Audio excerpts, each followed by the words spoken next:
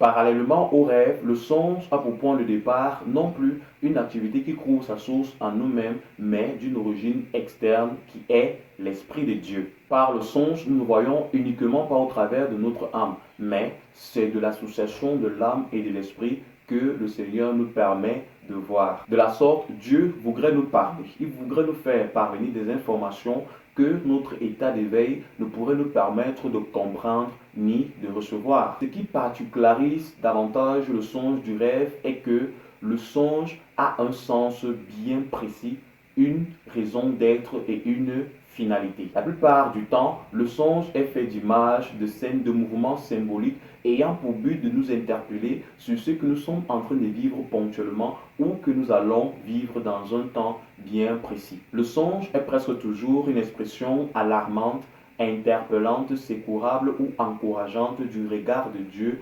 sur le sens que nous voulons donner à l'orientation de notre vie et parfois sur des décisions que nous avons prises ou que nous sommes sur le point de prendre. Il vous est arrivé de faire des songes où vous marchez en reculant, où vous faites des pas vers l'avant, mais dans le songe, vous marchez plutôt en allant vers l'arrière. Cela a également son sens. Il vous est aussi arrivé de faire des songes où vous vous voyez dans des toilettes en train de remuer des défécations, des selles ou des cacas. Ça a également son sens. Il vous est encore arrivé de faire des songes où vous êtes poursuivi ou parfois emprisonné, bastonné, fouetté ou poursuivi par des serpents ou en train d'être enchaîné tel un esclave ou une esclave. Ça a également son lot d'explications. Le songe nécessite toujours une interprétation. Rappelez-vous de Joseph et de Daniel. Pour ma part, le Seigneur m'a accordé cette grâce de pouvoir songer et de les interpréter, ou alors de parfois interpréter les songes des frères